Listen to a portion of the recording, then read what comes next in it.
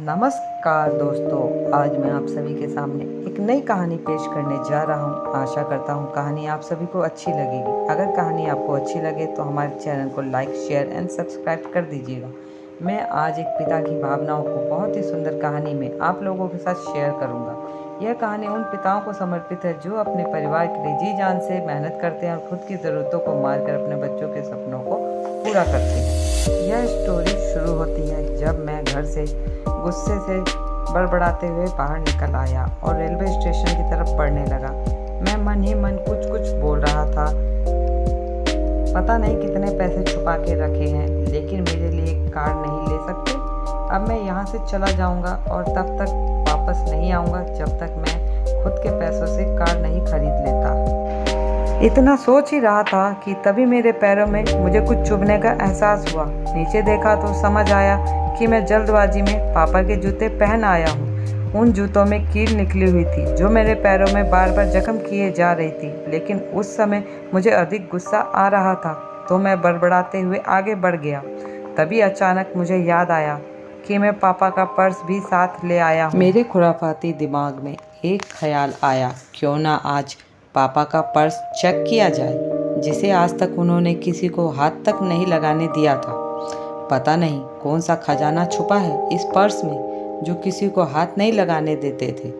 जब मैंने पापा का वह पुराना पर्स खोलकर देखा तो उसमें पैसे तो नहीं मिले, लेकिन पैसों की जगह पर एक डायरी रखी हुई थी। तब मैंने सोचा, ओह, तो यहाँ खजाना छुपा रखा है। मैं समझ रहा था कि यहाँ पापा ने लिखा होगा कि किससे कितने पैसे लेने हैं और किसको कितने पैसे दिए हैं, लेकिन मैं गलत था। जब मैंने उस छोटी सी डायरी का पहला पेज खोलकर देखा तो वहाँ पर जो लिखा था वह थोड़ा सा सीरियस कर देने वाला था। डायरी में जो लिखा था उसे पढ़ने के बाद मेरे चेहरे पर जो एक्सप्रेशन थे वह गायब हो चुके थे, क्योंकि डायरी में वैसा कुछ नहीं था जैसा मैं सोच रहा था। वहाँ पर उन पैसों का हिसाब लिखा हुआ था जो अलग अलग कामों के लिए अलग अलग लोगों से उधार लिए गए थे।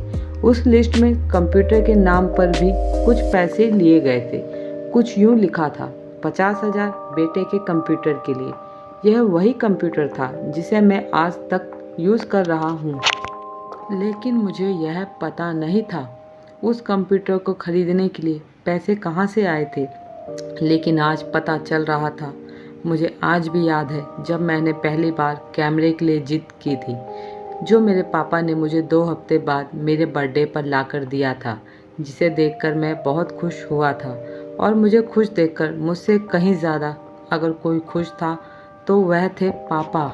अब मेरे चेहरे से गुस्सा एकदम गायब हो चुका था। जब मैंने आगे का पन्ना पलटा तो वहाँ पर कुछ विशेष लिखी हुई थी।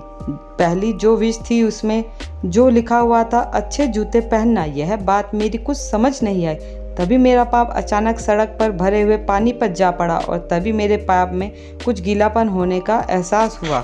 जब मैंने जूता उतार कर देखा तो उसका तला टूटा हुआ था। यह देखकर मुझे डायरी में लिखी बात याद आ गई। तभी मुझे माँ पापा की कही बातें भी याद आ रही थी कि कैसे माँ जब कहा करती थी पापा से, अब तो जूते पुराने हो गए हैं, नए ले लीजिए। तो पापा अक्सर यह कहकर टाल दिया करते थे, जूते अभी और चलेंगे, अभी कुछ दिन पहले ही तो लिए थे। मुझे आज समझ आ रहा था कि कितने दिन और चलेंगे। साथ ही यह भी समझ आ रहा था कि पापा पर्स को क्यों छुपा कर रखते थे। तभी उस डायरी को पढ़ते हुए रेलवे स्टेशन पर पड़ी बेंच पर आकर बैठ गया। अब उस डायरी का आखिरी पन्ना बचा हुआ था।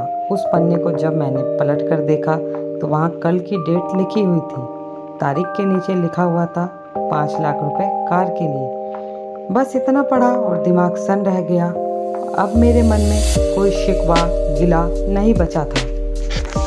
बस मेरी आंखों से आंसू बहे जा रहे थे। मुझे आज तक नहीं पता था तब मैं क्यों रोए जा रहा था। अब मैं जल्दी से घर की तरफ भागा, लेकिन जूतों की वह कील पाँव में अब तक घाव बनाने में कामयाब हो चुकी थी। मैंने जूतों को रास्ते में ही निकाल कर फेंक दिया और भागते लड़खड़ाते हुए घर जा पहुंचा, लेकिन पापा घर पर नहीं थे। मैं समझ गया वह कहाँ थे। मैं सीधा पास वाली कार एजेंसी की तरफ भागा। पता नहीं आज कहाँ से इतनी ताकत आ गई थी कि मैं भागते हुए थक नहीं रहा था, और वह भी बिना जूतों के नंगे पैर। जैसे तैसे मैं कार एजेंसी पर पहुंचा। पापा वहीं थे। मैंने पापा को दौड़कर गले लगा लिया और मेरी आंखों से आंसू रुकने का नाम ही नहीं ले रहे थे। पापा को समझ नहीं पा रहे थे आखिर क्या हो रहा है, मैं क्यों रो रहा हूँ। मैंने पापा से कहा, पापा मुझे कार नहीं चाहिए, आप अपने लिए जूते ले लीजिए। अब आज से मैं जो भी करूँगा अपनी मेहनत से अपने बलबूते पर पढ़कर करूँगा। बस इतनी सी थी ये कहानी। अगर कहानी आपको अच्छी लगी तो हमारे चैनल को लाइक, शेयर एंड सब्सक्राइब कीजिएगा। नमस्कार।